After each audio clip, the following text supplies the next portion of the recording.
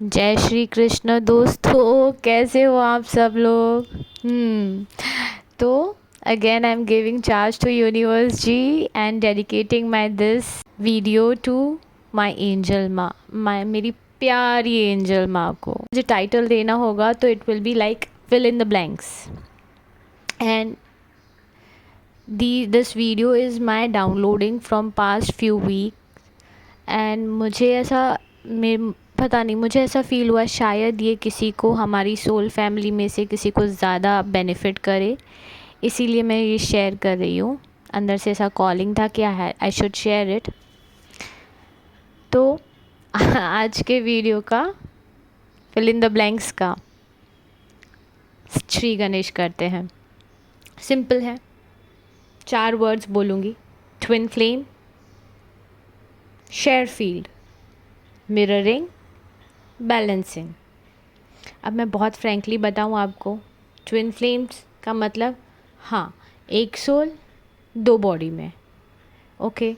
Share field का मतलब यार मेरे चक्रा सिस्टम और उसके चक्रा सिस्टम सेम है, इंटरलिंक्ड है, तो दिस इज़ शेयर फील्ड।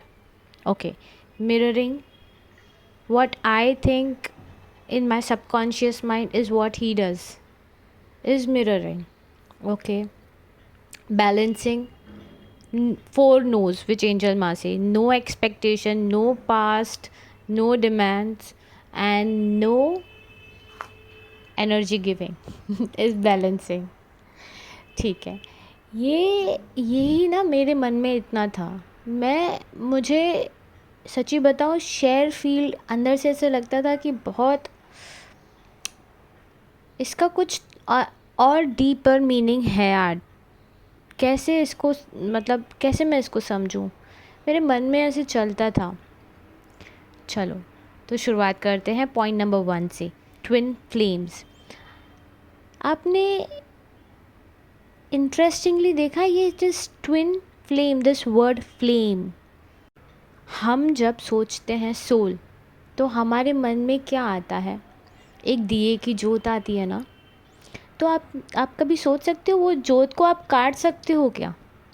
2 हिस्सों में डिवाइड कर सकते हो क्या?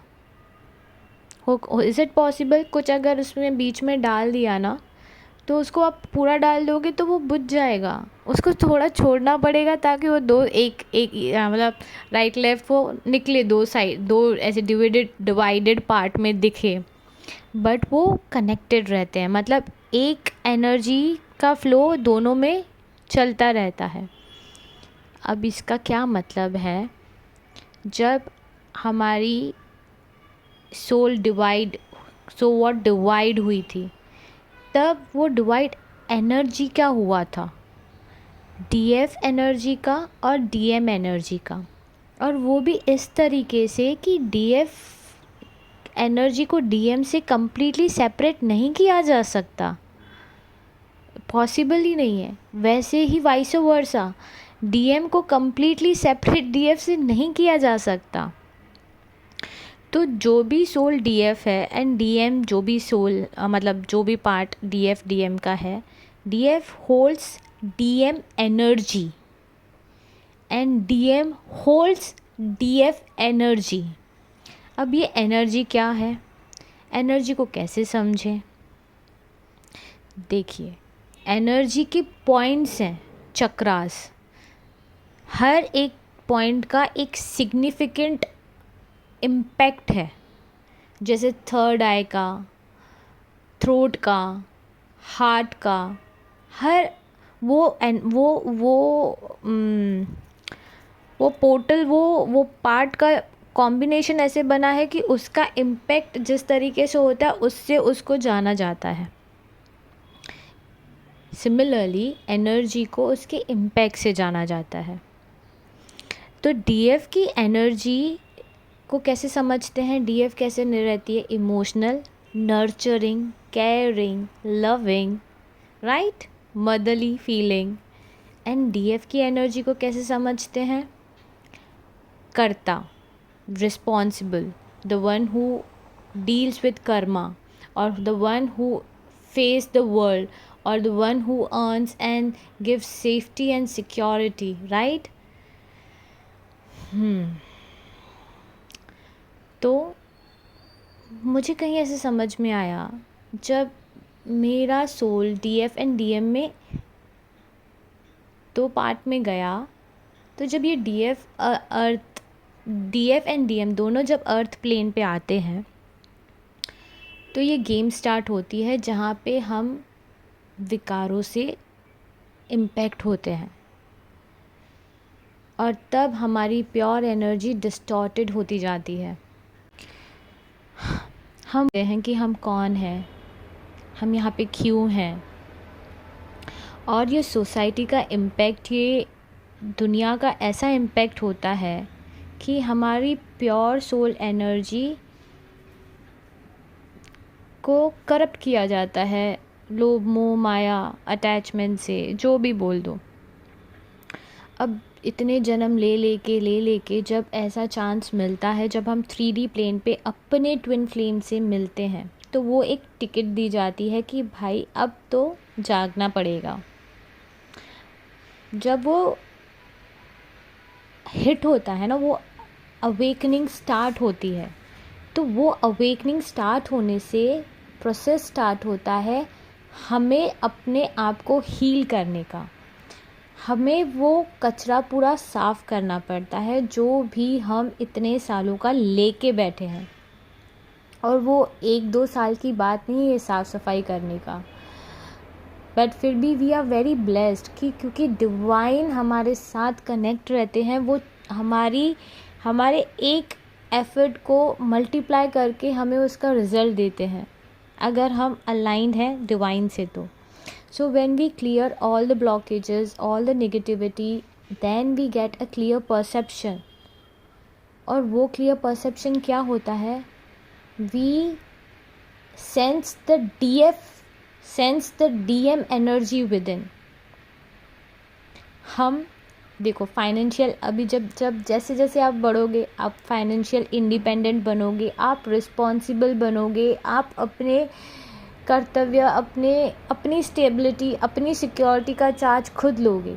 सो that is what the DM energy which you are holding along with the DF energy, and this balancing of both the DF and DM, हमें वो बेचारी बन के नहीं रहना, हमें शक्ति बन के रहना का मतलब ये है कि आत्मनिर्भर बन के, पावरफुल सोल बन के ब्राइट लाइट में आ जा और इतना शाइन कर।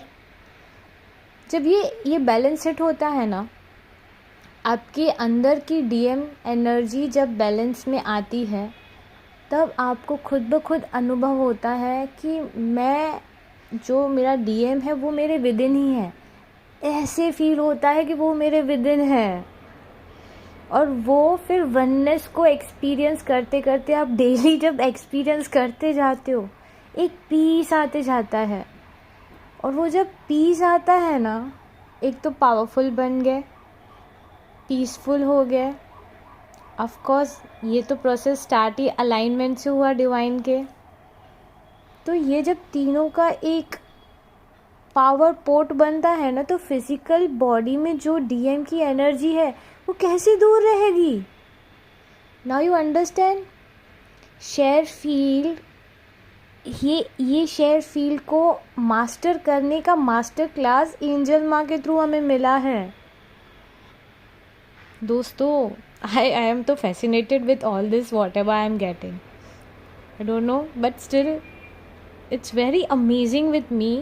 और इंटरेस्टिंगली आप खुद सोचो, ये अर्थ प्लेन पे भी ना आपका DM आपकी लाइफ में कब एंटर करता है?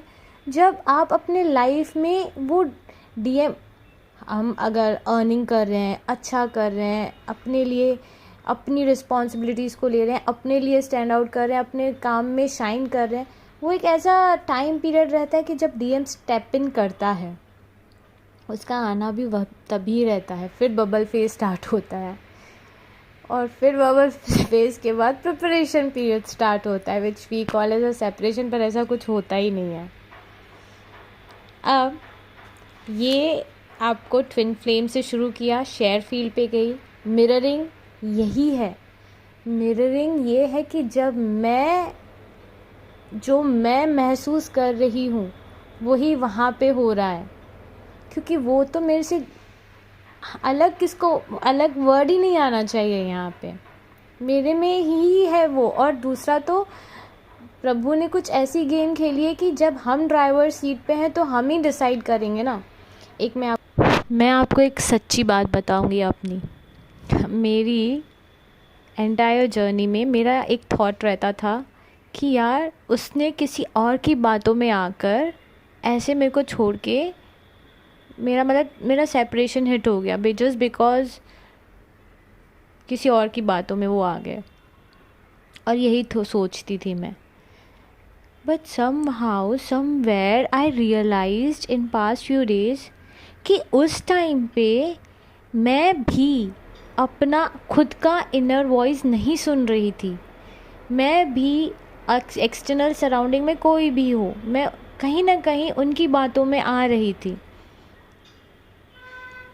तो वो तो वहाँ पे भी होगा ही ना। और जो भी डीएम के साइड से आ रहा है, trust me, it is we first which we do to our self, then they do to us the same thing. खुद से प्यार करोगे तो वहाँ से प्यार ही मिलेगा। तो ये हुई मिररिंग। अब ट्विन फ्लेम्स जब शेयर फील्ड को क्लियर करके ये मिररिंग के थ्रू ओवरकम होके जब बैलेंस हिट करते हैं तब यूनियन होता है। बट ये बैलेंसिंग भी एंटायर पाथ पे चलती रहेगी।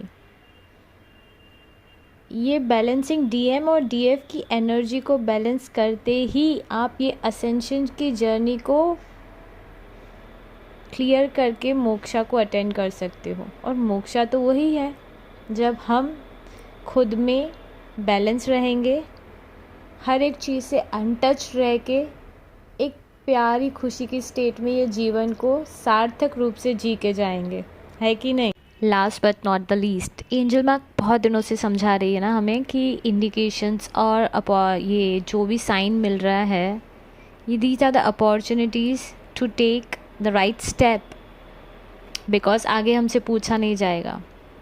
तो ये वर्ड से जो मुझे विजुअलाइजेशन हुआ वो ये था कि जैसे छोटा बच्चा रहता है नियरली 2.5 years के अंदर तक, तब उसके मम्मा पापा उसे कितने प्यार से अपब्रिंग करते हैं, उसका हर एक ज़रूरत का ख्याल रखते हैं।